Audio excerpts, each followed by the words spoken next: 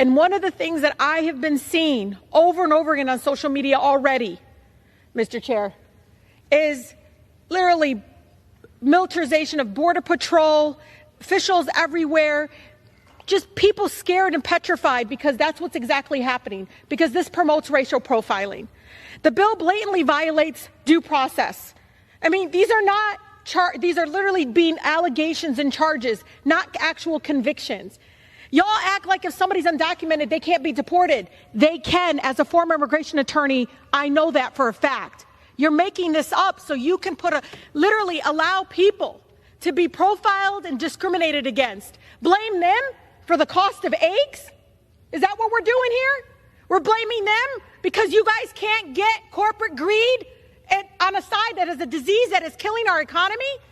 People can't afford housing? You think it's because of our immigrant neighbors? No. If you cared truly about fixing our immigration system, you'd go fix it so that U.S. citizens married to undocumented spouses can actually adjust their status, where we have mixed statuses because for 30 years we've ignored and vilified immigrants. Enough is enough. It will separate families. It would lead again to continued discrimination. It's shameful that my colleagues are giving into racist fear-mongering at the first opportunity to pass legislation to scapegoat our immigrant neighbors and fuel hate in our communities. I know what's going to happen. It won't just be undocumented. It'll be people like my mother who will get stopped and profiled. She have to carry her U.S. passport around? Are we asking people allowed to have documentation? That's what you want to turn our neighborhoods into, is militarization? I yield the gentlelady an additional 30 seconds. The gentlelady is recognized. I just ask all of you to truly understand what this will do to our communities. I urge our colleagues to please vote no on this divisive bill. And it's so important to understand what you're going to turn our communities and our neighborhoods into. We can't allow that to continue to happen. With that, I yield. All right, guys, so you ready for more liberal tears? Right? Are you ready for more liberal tears? Because as I've told you guys all day long, I am drunk on liberal tears. Okay, I am drowning. Okay, I'm gonna need somebody to save me at some point because I'm not sure how much longer I can take it. In this video, we got another W, full OWs, by the way. Okay, bulking OWs, and we got more liberal tears. We got both. As the House has passed the Laken Riley Act, okay, sending the bill to Trump's desk, okay, and the left, led by AOC and the squad, she decided to boo-hoo whine and cry about this, okay? Now, what are they upset about? Well, they're upset because Republicans are trying to enforce the law in common sense, which is antithetical to their beliefs, okay? It's antithetical to wokeness, and this is why they don't like it, okay? As you guys saw at the beginning of this video, Rashida Tlaib boo-hoo whining and crying, right? Crying racism. Oh, they gonna deport my mother, right? They're gonna be racially profiling my mother, right? That she had to carry her documents, her papers on her, right? Her passport. And it's just like, these people are just, they're a mess. They really are, okay? They just exaggerate and they just get upset about every little thing, okay? And it just makes them look ridiculous, and we're going to talk about it because, again, like I told you guys, AOC melted down over this. Essentially, this measure, what it does is that it will require the detention of undocumented illegal immigrants who are arrested for some crimes, okay? So when it comes to, like, crimes like theft and stuff like that, yeah, I mean, it would require that you be detained and possibly deported if you are here illegally and you commit certain crimes, okay, which, you know, is common sense. It also allows states to sue the Department of Homeland Security for immigration-related crimes, right? So, for example, if the Department of Homeland Security, if they're not doing their jobs when it comes to security the border, then, hey, the states can sue them because it's like, yo, you're allowing too many illegals into the country and they're committing crimes. So, again, I think that this bill is a great step in regards to holding the federal government accountable for enforcing the law, which, again, is something that Democrats vehemently disagree with, apparently, because although this measure did pass in the Senate and it did pass in the House, you still had only 46 Democrats voting for it, right? Only 46 Democrats decided to get on board with this measure, which shows you how extreme the Democrat Party is. I thank the ranking member. Mr. Speaker, I want the American people to know, with eyes wide open, what is inside this bill. Because we stand here just 2 days after President Trump gave unconditional pardons to violent criminals who attacked our nation's capital on January 6th. And these are the people who want you to believe, who want us to believe that they're trying to, quote unquote, keep criminals off the streets. When they are opening the floodgates. I want the American people to know what is in this bill. Because in the guise and in the wake of tragedy, we are seeing a fundamental erosion of our civil rights. In this bill, if a person is so much as accused of a crime, if someone wants to point a finger and accuse someone of shoplifting, they will be rounded up and put into a private detention camp and sent out for deportation without a day in court, without a moment to assert their right and without a moment to assert the privilege of innocent until proven guilty. Without being found guilty of a crime, they will be rounded up. That is what is inside this bill, a fundamental suspension of a core American value. And that is why I rise to oppose it. If you're a dreamer, all someone has to do is point a finger and you will be rounded up. And we have seen moments like these happen before. In the Patriot Act, in the wake of the travesty of 9/11, a fundamental suspension of American civil liberties. That is what we are seeing here today.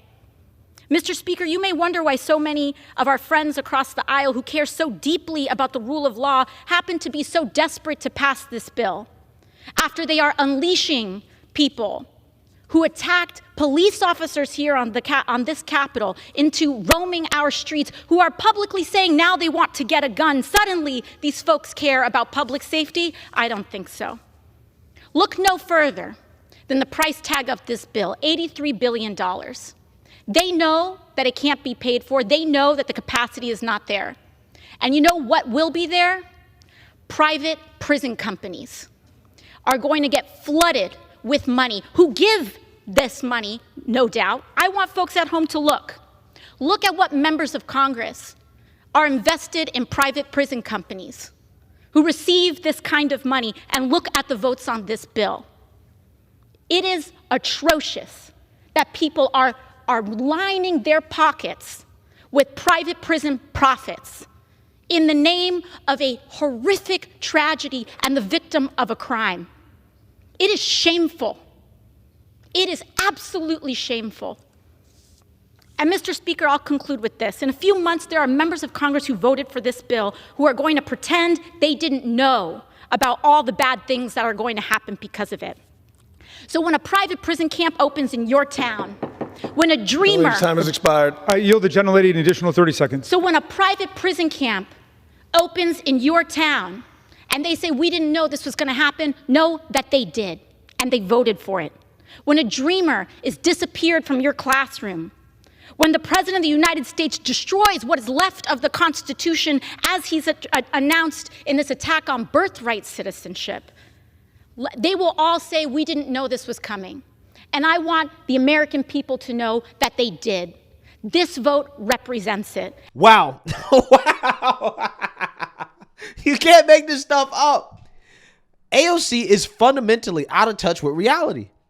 She does not realize that legislation, the Laken Riley legislation that was just passed, that's going to be signed by President Trump, that's exactly what the American people voted for.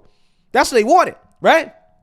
When you talk about having illegal immigrants round up and put in detention camps and then deported, yeah, that's what we wanted, right? That's what we voted for. She's acting like people are going to be shocked and taken back by the sight of illegal immigrants being rounded up and put in detention camps and then deported. No, what's wrong with these people? I don't understand. They really do not understand the American people and our current feelings right now when it comes to the issue of illegal immigration. I've already played the clip 1,000 times of the CNN analysts talking about how the American people, a majority of American people, want to deport all illegal immigrants. All illegal immigrants. Immigration in this country, feelings towards undocumented immigrants and deporting all of them have become considerably more hawkish. And I think that gives Donald Trump much more leverage to go with the American people and sort of have these hawkish, some might say harsh, different rhetoric and also issue-based sort of going after immigrants who are here illegally. And so I think the American people are going to give Donald Trump the benefit of the doubt to do what he wants to do, at least if you believe these blunt questions, including this one. How about immigration levels? Yeah, okay. So this sort of goes in line with that, right? Which is, again, trying to get at the underlying feelings. Want immigration levels decreased. This includes legal and illegal immigration. Look at this. Last year, 55%. That is the highest level since the 9/11 aftermath. You go back just to 2020. And this, again, legal and illegal. So people want less people coming into the country. Exactly. They want less people coming into the country. Look at that. That's a 14-point rise from 2023. Okay? Right. That's more than half the country. More than half the country. So it's one of those things where the Democrats are just choosing just to not get on board with what the American people want. But these are the same people that would try to gaslight you and tell you, oh, no, we're going to fix the border, right? We're going to fix the issue. This is what they were pretending as if they were interested in doing. They had zero interest in it whatsoever, because when it comes time to show that, first and foremost, you're not woke, right? They failed on that, okay? They thoroughly failed on that. Two, you are serious about securing the border and taking care of the illegal immigration problem. They're showing, nah, we totally support open borders. We totally support whoever coming into the country, okay? But again, I got bad news for AOC. Tom Homan has doubled and tripled down and reiterated that the mass deportations have not only begun, but it's not just going to be focused on, quote unquote, people committing violent acts or illegals committing violent acts. No. If you're here illegally because of the resistance from these sanctuary cities, because the federal government is going to have to spend more money in order to conduct this operation, because, again, these liberal cities don't want to cooperate. Hey, when they do these raids and they find a whole bunch of illegal immigrants, all of them get deported. They all going back, okay? And this is something that the mainstream media, they don't like this reality. And so what is happening as we speak is limited to those with criminal records? That's the target of this operation. But like I said many times, in places like sanctuary cities where we can't arrest a bad person in the jail, we would like to have access to the jail to arrest a criminal alien in the safety and security of a county jail, which is safer for the community, safer for the officers, and safer for the alien. But when you release a public safety threat out of a sanctuary jail and won't give us access to him, that means we got to go to the neighborhood and find him. And we will find him. But when we find him, he may be with others. Others that don't have a criminal conviction but are in the country illegally, they will be arrested too. Because we're not going to strike, and this is a difference between the last administration and this administration. ICE is going to enforce the immigration law. There's nothing in the INA, the Immigration Nationality Act, says you got to be convicted of a serious crime in order to be removed from this country. So there's going to be more collateral arrests in sanctuary cities because they forced us to go in the community and find the guy we're looking for.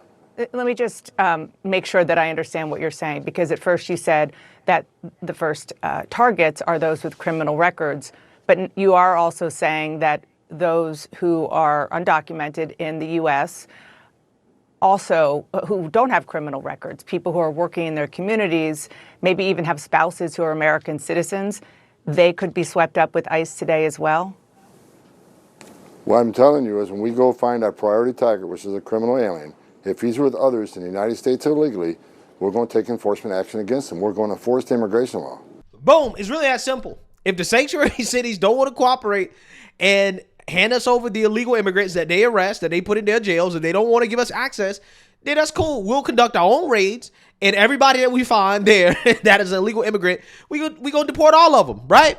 If that's the game they want to play, So again, this is a losing issue for Democrats. But for whatever reason, they want to double and triple down on this. No, let's be soft on illegal immigration. But hey, if this is what they want to do, right, be my guest. In fact, I think Democrats should have made AOC their leader, right? I'm sad. I am sad that Democrats decided to stage a coup against AOC trying to become a formal leader within the party. I'm actually upset because if Democrats would lead with people like AOC, the Jasmine Crotchets, the Rashida Tlaibs, the Ilhan Omars, right, the squad, if Democrats make the squad the face of their party, they will never win another election, right? For the next 30 years. They're not winning any elections. So, hey, I want to see more of it, okay? Keep melting down, keep pushing back against what the American people voted for. Please, AOC, please get a leadership position within the Democrat Party. I'm begging you, okay? Fight for more leadership. We need more Democrat leaders like AOC. So, hey, let me know what you guys think. Make sure you like, comment, and subscribe. Most importantly, share a Black conservative perspective. Peace.